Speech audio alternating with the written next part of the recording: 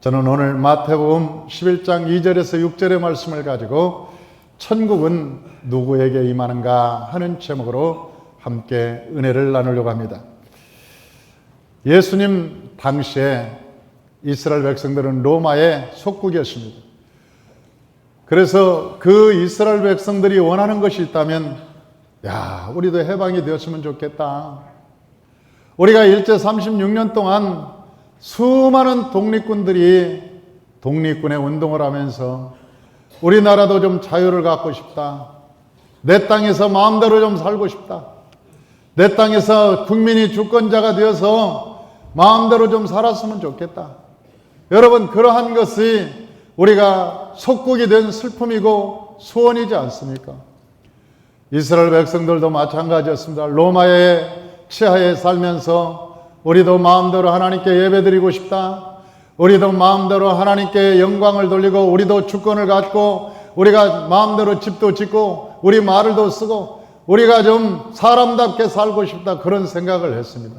그런데 구약에 쭉 보면 구약에 무슨 얘기를 하느냐면 메시아가 오면 모든 새로운 나라가 될 것이다. 그렇게 계속되어서 구약에 얘기합니다.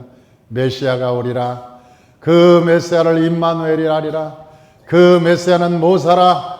메시아는 하나님의 권능이 있다. 그가 오면 모든 일이 다 나라와 민족이 새 나라가 될 거다. 그런 내용들이 많이 있었습니다. 그래서 메시아를 앙망했습니다. 메시아를 기다리고 있었어요. 이스라엘 모든 백성들은 메시아를 기다리고 있었어요. 그런데 어느 날 세례 요한이라고 하는 사람이 나타났습니다. 그런데 그 세례 요한이 나타나서 대단한 사람이었죠. 그는 이 세상에 이 탐욕이 없고 이 바리새인이나 서기관이나 이런 사두개인과 달리 그는 저 들판에서 오직 하나님의 말씀만 외치고 있었어요. 그의 능력은 대단했고 그는 석청과 메뚜기만 먹고 이 세상의 옷도 이 가죽옷 하나 입고 평생 살면서 그렇게 하나님의 말씀을 외치니까 이스라엘 백성들이 저 사람이 혹시 메시아 아닌가? 새롭게 메시아가 온다 그러더니 저 사람이 우리의 메시아가 아닌가? 그리고 세례 요한에게 집중을 하고 있었어요. 혹시 저 사람이 메시아 어느 날 짠하고 나타나는 거 아닌가? 그런데 그 세례 요한이 어느 날 예수님을 얘기하는 거예요. 그분이 오신다. 나도 그를 알지 못하였다. 그런데 성령으로 세례를 베풀라 하신 그이가 나에게 저 사람이 메시아라고 말했다. 그러면서 말하기를 나는 그의 신들매도 감당할 수가 없다. 그는 대단한 메시아고 지금 내 눈에 보았다. 여러분 앞에 그 메시아가 왔다. 그러면서 세례 요한이 예수님을 소개하는 거예요. 그러니까 모든 이스라엘 백성들이 예수를 보면서 정말 저 메시아가 왔구나. 이 나라는 이제 해방되었구나. 우리는 저 로마의 속국으로 벗어날 수 있겠구나. 그런 생각을 다들 하고 있었죠. 그런데 예수님께서 하신 행동이 무엇이었냐? 예수님께서는 나라의 회복과 민족의 해방과는 달리 계속 하나님의 복음을 증거하고 있는 거예요. 그러자 저 세례 요한이 실망한 거죠. 언제까지 저러고 계실 건가? 예수님은 언제까지 저러고 계실 건가? 언제 나라를 회복할 건가? 언제 이 나라를 해방시킬 건가에 대해서 이 세례 요한은 굉장히 궁금했던 거예요. 첫째로 세례 요한이 생각한 나라는 그 이스라엘 민족의 해방이었습니다. 그 감옥에서 세례 요한이 그 감옥에서 바른 말을 하다 감옥에 갔죠. 그 감옥에서 예수님의 얘기를 계속 들었어요.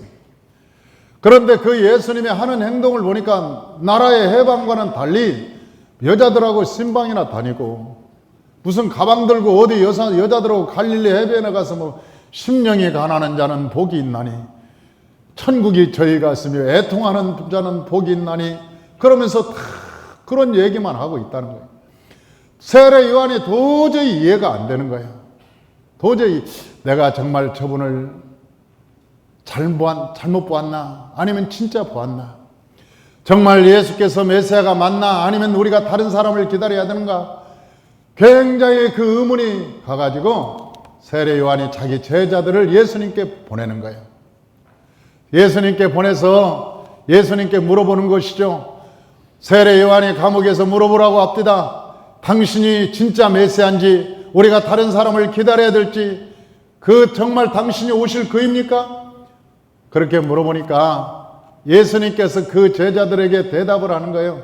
뭐라고 대답하냐? 너는 세례 요한에게 가서 얘기해라.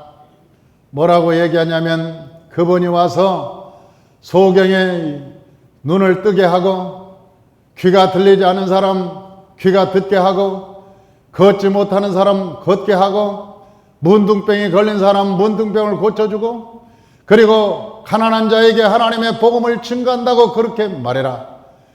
그러면서 다른 얘기 하지 않는 거예요. 뭐 나라를 회복하겠다느니 아니면 이 나라를 해방하겠다느니 아니면 주권을 세우겠다느니 그런 얘기는 전혀 하지 않고 가서 하는 얘기가 내가 가서 네가 본대로 얘기해라.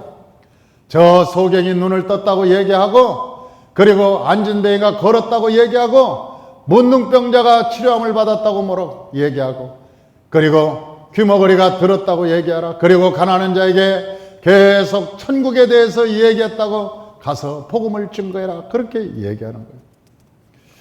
그래서 이 사람들이 가서 세례 요한에게 그렇게 전했겠죠. 사랑하는 성도 여러분, 저 세례 요한이 원했던 것은 민족의 해방이었어요. 대한민국이 세계 제일의 나라가 되는 것이 여러분 저 믿는 사람들의 꿈이었다 그 말이에요. 그런데 예수님의 나라는 그런 나라가 아니었습니다. 예수님이 세우고자 싶었던 나라는 우리의 심령 가운데 하나님의 나라였습니다.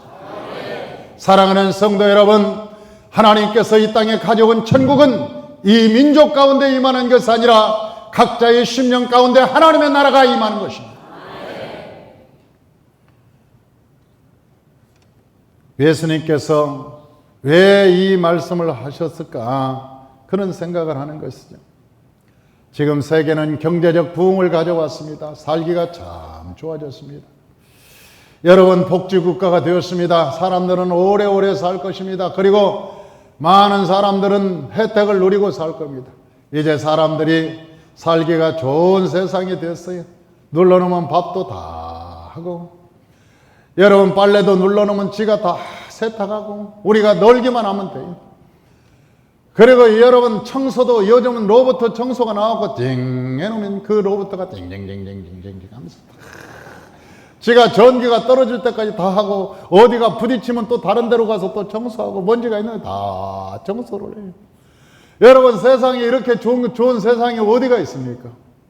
어저께도 제가 밥에 먹었어요. 밥하기가 너무 좋아서 요즘 세상에 밥 못하는 사람이 없고 여러분 어디 세탁 못하는 사람이 어디가 있습니까? 다 그렇게 하는 거예요. 왜? 사람이 하는 것이 아니라 기계가 하니까. 그래도 분리수거하고 여러분 음식물 쓰레기만 안 갖다 버리라고 해도 다행이죠. 그것만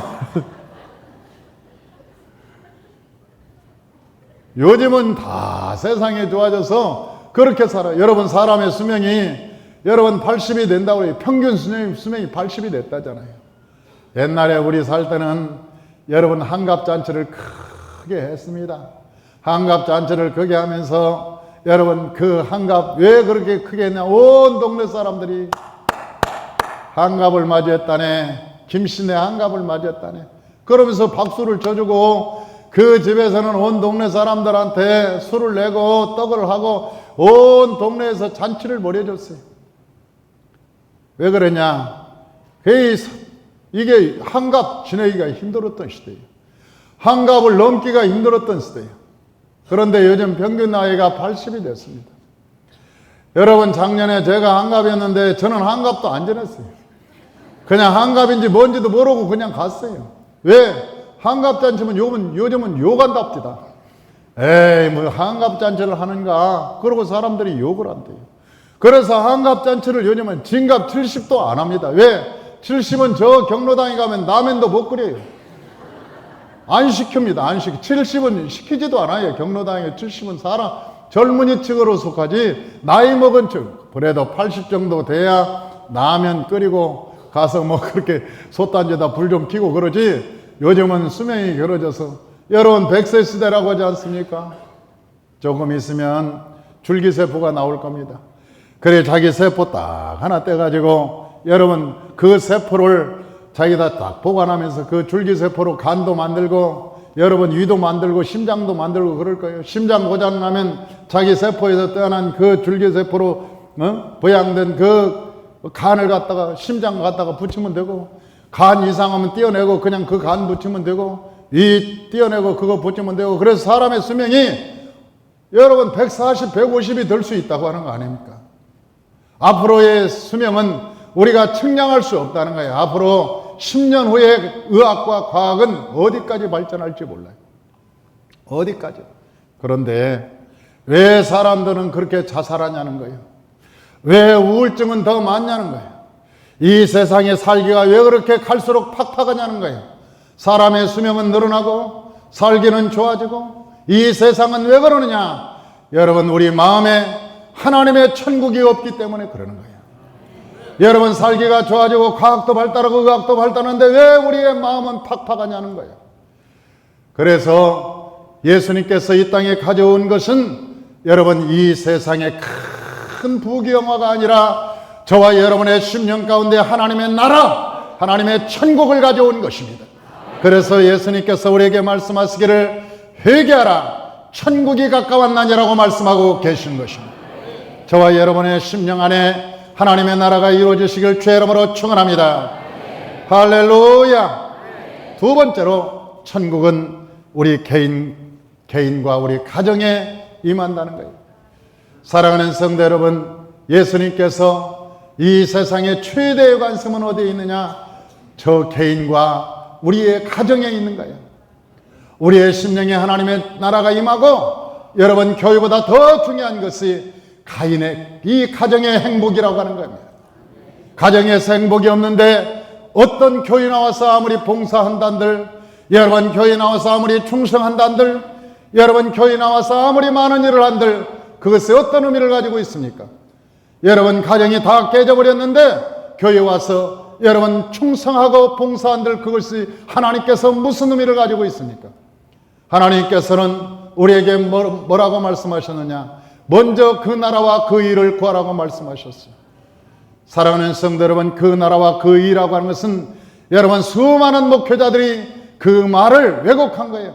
하나님 일 많이 하면 네 모든 앞으로의 장래를 다 책임져 줄 거다. 하나님의 일을 먼저 하면 하나님이 복을 줄 거라고 여러분 착각하게 만든 거예요. 여러분 성경에서 그 말이 그 말입니까? 아니요. 성경에서 하는 말은 먼저 그 나라와 그 일을 구하라는 말은 먼저 여러분 가장 중요한 그의 나라와 그 의가 뭡니까? 그 의라고 하는 것은 여러분 죄와 반대되는 개념입니다. 의라고 하는 것은 인간이 의롭게 될 수가 없는 거예요. 의라고 하는 것은 죄와 반대되는 개념인데 이 의는 어디서만 찾을 수 있느냐? 예수의 십자가에서만 찾을 수가 있는 거예요. 예수님께서 우리의 허물과 죄를 십자가에 못 박고 우리의 허물과 죄를 사해 주셨기 때문에 우리가 하나님 앞에 의인이 된 것입니다. 그래서 의라고 하는 것은 십자가 위에서는 찾을 길이 없습니다. 그래서 먼저 그 나라와 의를 구하라고 하는 것은 너가 정말 하나님 앞에 죄사함을 받았냐고 물어보는 거예요. 네가 제일 먼저 하나님 앞에 죄사함을 받았냐고 주님께서 먼저 물어보는 거예요. 제일 먼저 네가 구할 것은 예수 안에서 죄사함을 받으라고 하는 얘기예요. 그리고 네 마음에 지금 천국이 이루어져 있냐고 물어보는 거예요. 사랑하는 성도 여러분, 저와 여러분이 정말 죄사함을 받고 저와 여러분의 심령에 하나님의 천국이 이루어지시길 주의 이름으로 축원합니다. 여러분 천국이 이루어져야 하나님의 나라가 우리의 가정에 임하게 되는 것입니다. 내가 죄사함을 받고 여러분 심령의 천국이 만들어져야 우리의 가정이 하나님의 가정이 되고 예수가 우리의 가정의 주인이 되게 되는 것입니다. 할렐루야. 그래서 예수님께서는 가장 중요하게 생각하는 것은 뭐냐? 우리 개인의 마음에 천국이 이루어지는 것이요, 두 번째는 우리 가정에 하나님의 천국이 이루어지게 되는 것입니다. 저 베드로가 성전에 올라가고 있었습니다. 안진뱅이가 있었어요. 그런데 그 안진뱅이가 여러분 나면서부터 안진뱅이라 그의 직업은 구걸, 노숙자 비슷한 거린이었습니다. 한 푼 줍시오. 왜냐하면 성전에서 구걸을 하면 사람들이 더 주니까 그 성전 미문에서 한 푼 줍시오. 한 푼 줍시오. 여러분 세상에 거기에 나오고 싶은 사람이 누가 있겠어요? 여러분 세상 앞에 사람들 앞에 구걸하고 싶은 사람이 아무리 안진뱅이지만 그렇게 살고 싶은 사람이 누가 있냐고. 어쩔 수 없으니까. 살 길이 막막하니까. 살 수 없으니까 그 성전 미문에 나와서 한 푼 줍시오. 한 푼 줍시오. 그러면서 그의 마음은 얼마나 절망감이 있었겠어요. 여러분 얼마나 이 자존심이 상했겠어요. 얼마나 열등감이 있겠어요. 정말 죽기보다 더 사람들이 드라크마를 준다고 해도 여러분 한 데나리오를 준다고. 한 데나리오는 하루에 품삯이니까 어떤 사람이 하루에 7만 원, 10만 원. 여러분 그때 기분이 좋겠죠. 그러나 여러분 그 다음날 또 그 자리에 나가려면 죽기보다 싫을 거예요. 안 가고 싶다. 사람들 앞에서 성전 앞에서 구걸하고 싶다. 아마 그 마음 굉장히 괴로웠을 거예요. 그럼에도 불구하고 그는 어쩔 수 없이 나가는 거예요. 어쩔 수 없이.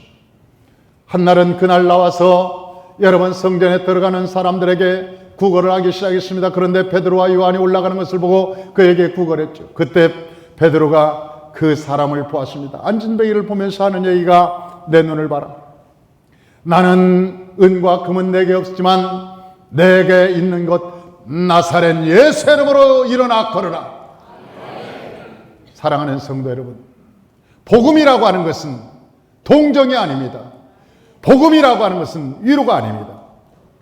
복음이라는 것은 여러분 사람이 기분 내는 것이 아닙니다. 복음이라고 하는 것은 사람의 운명을 바꿔놓는 것입니다. 복음은 헬라인이나 유대인이나 어떤 이방인이나 할지라도 하나님의 복음이 들어가면 모두가 다 살아나게 되는 것입니다. 우울증이 걸린 사람은 여러분 그 성격이 밝아지게 되고, 여러분 병든 사람은 그 병이 고쳐지게 되고, 여러분 절망적인 사람은 소망을 얻게 되고, 마음이 우울한 사람은 마음의 기쁜 마음으로 회복되게 되는 것입니다. 예수는 생명이기 때문에 그런 것입니다.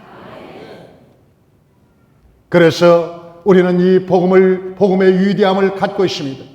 나는 우리 바이블 리더들에게 말합니다. 이 복음을 왜곡하지 마라. 여러분이 믿음이 없다고 해서 복음을 우회시키지 마라. 복음이라고 하는 것은 우회나 여러분 그걸 나를 통해서 약화시켜서는 안 된다. 복음이라는 것은 말씀 그대로 들어가야 되고, 그 복음이 그럴 때 그 복음의 능력이 나타나기 시작합니다. 복음은 위대한 것입니다. 그 안진뱅이에게 여호와의 말씀이 들어갔습니다. 그리고 그 안진뱅이 안에 있었던 어둠이 떠나가고, 그리고 그 하나님의 말씀이 들어가자 그 안진뱅이가 일어났습니다. 그리고 그 안진뱅이가 일어나서 제일 먼저 어디를 갔느냐? 여러분 성전으로 들어가는 거예요. 그때 당시만 해도 여러분 몸이 불편하거나 불구냐나 여러분 흠이 있는 사람은 하나님의 성전에 들어가지 못했기 때문에 그는 한 번도 태어나서 여호와의 성전에 들어가 본 적이 없었어요. 수많은 사람들이 하나님의 집에 들어가면서 찬양하고 기뻐할 때 얼마나 그가 들어가고 싶었을까? 얼마나 들어가고 싶었을까? 그런데 저 베드로를 만나서 그가 몸이 성하게 되고 제일 먼저 하나님의 성전에 들어가서 하나님을 찬양했다고 성경에 기록하고 있는 것입니다. 여호와를 찬양했고 그의 열등감은 사라졌습니다. 그의 마음의 어둠이 떠나갔습니다. 그의 자존심도 회복되고 그의 자존감이 이제는 하나님의 자녀가 된 것으로 회복되었습니다. 사랑하는 성도 여러분, 복음이라고 하는 것은 이런 것이고 예수님께서는 이 복음을 위해서 오신 것입니다. 할렐루야.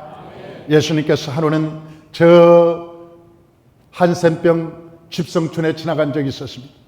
10명의 문둥병자가 와서 다윗의 자손이여 우리를 고쳐달라고 소리 지르자 예수님께서 그 10명을 고쳐줬습니다. 그때 당시만 해도 한센병은 사람 취급을 못 받았습니다. 천벌을 받았습니다. 천벌을 받은 병이라고 해서 사람들에게 외면당했습니다. 사람들이 보면 돌멩이를 던졌습니다. 우리 어린 시절에 이 문둥병자들이 나타나서 어린아이들 간을 꺼내 먹는다고 소문이 나가지고 보리밭 옆에 지나가면 소름이 쫙 끼치고, 보리밭에서 문둥병자가 나와서 간을 꺼내 먹을까봐, 내 간을 꺼내 먹을까봐 소름이 쫙 끼치고, 그래서 그 보리밭만 지나면 막 뛰었던 생각이 나요. 거의 누가 헛소문을 퍼뜨렸겠죠. 그 한센병 환자들이 어린애 간을 꺼내 먹으면 낫는다고 해서 그 간을 꺼내 먹는다고 헛소문을 퍼뜨려서 우리 어린 시절에 학교에서 오다 보면 보리밭을 수없이 지나가야 되는데 그 보리밭만 지나가면 온몸이 오싹하고 식은땀이 나고 막 뛰었던 기억이 나요. 저는 우리 아버지가 다른 모든 사람, 그때는 문둥병 환자들이 길거리도 있었어요. 돌아다니고. 모든 동네 사람들이 이 문둥병만 보면 용충병이라고 그래서 돌을 던지고 그랬는데, 어느 날 제가 학교에서 오는데 그 나병 환자인데 그분이 우리 아버지가 기계를 들고 머리 깎는 기계를 가지고 냇가에서 그분 머리를 깎아주고 있는 거예요. 내가 얼마나 놀랐는지 몰라요. 그리고 내가 우리 아버지에 대해서 불만이 굉장히 많았다고요. 왜 아버지는 다른 아버지와 같지 않고 왜 저런 사람들하고 어울리고 말이지, 저런 사람 머리를 깎아주는지, 그 내 아버지한테 굉장히 불만이 많았습니다. 나중에 세월이 지나서 제가 주의 종이 되고 나니까 그래도 그 아버지가 참 그때 당시 예수는 믿지 않았지만 참 아버지가 훌륭했구나, 그런 생각이 나중에 주의 종이 되고 나서야 생각이 들더라고요. 그 아버지가. 그런데 그때 당시는 나병 환자들이 사람의 질시를 받고 사람 취급을 못 받고, 자기가 아무리 귀한 아들이라도 나병이 걸리면 소록도에 갖다 버리고 평생 보지 못하고 그런 시절에 살았는데, 오늘 본문에 보니까 이 성경에 보니까 여러분 나병 환자 10명 집성촌이 있는데 10명이 와서 예수님한테 물어봅니다. 예수님, 우리를 좀 구원해 주십시오. 우리를 좀 치료해 주십시오. 막 소리를 지르니까 예수님께서 고쳐주었습니다. 그 나병 환자들이 깨끗함을 얻고 집으로 돌아갈 때 얼마나 여러분 기뻤겠습니까? 여러분 막 뛰어가는데 온몸이 새살이 돌아서 이 문둥병이 다 사라지고 나병이 깨끗함을 얻고 건강해졌으니, 여러분 그 나병 환자들의 그 기쁨은 나라가 해방된 것만큼 기쁘겠습니까? 아니면 올림픽이 개최될 만큼, 아니면 축구에서 우리가 2강이나 여러분 4강에 들은 것뿐만큼 여러분 우리가 기쁘겠습니까? 아마 그보다 1000배 만배 기뻤을 것입니다. 예수님은 여러분 나라와 민족의 해방을 위해서 온 것이 아니라 우리의 심령의 해방을 주러 오셨습니다.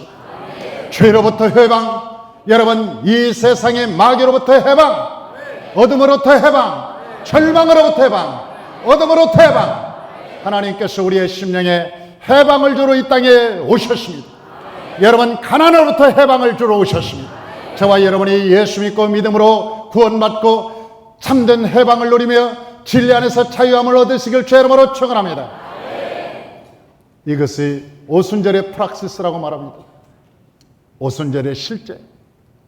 그 앉은 배가 일어나서 막 뛰면서 성전을 들어가면서 얼마나 기뻐서 하나님께 감사했겠습니까? 얼마나 기뻐했겠습니까? 세 번째로, 천국은 과연 누구에게 임하는가? 다 같이 따라서 합시다. 천국은 침노하는 자의 것이다. 천국은 침노하는 자의 것이다. 할렐루야. 물은 높은 데서 낮은 데로 내리듯이 하나님의 성령은 겸손한 자에게 임하는 것입니다. 여러분 그때 당시 바리새인도 있었고 서기관도 있었고 여러분 사두개인도 있었습니다. 그러나 그들은 마음이 너무나 높았습니다. 천상천하 유아동처럼 자기들은 하나님의 말씀을 알기 때문에, 자기는 권세자들이기 때문에 우리는 예수님을 다 반대하고 마음에서 내어 쫓았습니다. 그런데 그때 당시 하나님 예수를 만난 사람이 누구냐? 그때 당시 하나님의 은혜를 입은 사람이 누구냐? 성경에서 보니까 홍등가의 여인 막달라 마리아, 그 예수님 앞에 와서 나는 죄인입니다. 나는 창기입니다. 나한테 어떻게 은혜가 있을 수 있습니까? 나 같은 사람에게 어떻게 은혜가 있을 수 있습니까? 그리고 막 내가 죄인입니다. 내가 죄인입니다. 물론 죄인이었지. 여러분, 막달라 마리아가 죄인이었죠. 그러나 그 여인이 자기의 죄를 고백하면서 나 죄인입니다. 내가 죄를 졌습니다. 그리고 예수님 앞에 무릎을 꿇고 죄인이라고 고백할 때 예수님은 저 막달라 마리아를 여러분 자녀 삼아주시고 그에게 성령을 부어주시고 제일 먼저 부활의 영광을 보여주시고 하나님께서 은혜를 입혀주셨습니다. 여러분, 저 삭개오 세리였던 삭개오에게도 하나님 그 삭개오가 나는 죄인입니다. 내가 죄를 지은 것이 있으면 사배나 갚고 내 재산의 절반을 떼어서 예수님이 내 집에 오셨으니 내가 다 가난한 사람들에게 나눠주겠습니다. 내가 죄인입니다. 그리고 예수님 앞에 그 세리가 무릎 꿇고 자기가 죄인이라고 고백할 때 여러분 그 삭개오를 하나님이 제자 삼으시고 하나님께서 그에게 은혜를 입혀 주셨습니다. 누가복음 17장에 나오는 여러분 한센병 10명도 여러분 예수님께 무릎 꿇고 나올 때 하나님께서 은혜를 베풀어 주셨습니다. 마가복음 5장 27절에 나오는 12의 혈류병 환자도 여러분 그가 많은 의원들에게 고통을 당하고 돈을 다 허비했습니다. 그런데도 불구하고 예수님의 옷만 붙들면 내가 살 것 같다. 이제는 내가 나를 의지하지 않고 내가 예수님만 의지하면 살겠다. 그리고 예수님께 나오자 하나님께서는 일시에 혈류병을 고쳐주시고 깨끗하게 하여 주셨어.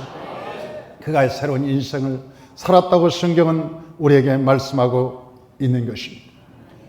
사랑하는 성도 여러분, 저와 여러분이 천상천하 유아독존이 아니고 언제나 하나님 앞에서 겸손한 마음으로 주님께 나오면 누구든지 잘났든 못났든 여러분 부자든 가난한 자든 젊든지 나이가 들었든지 누구든지 상관없이 여러분 예수님은 여러분을 기다리고 계시는 것입니다.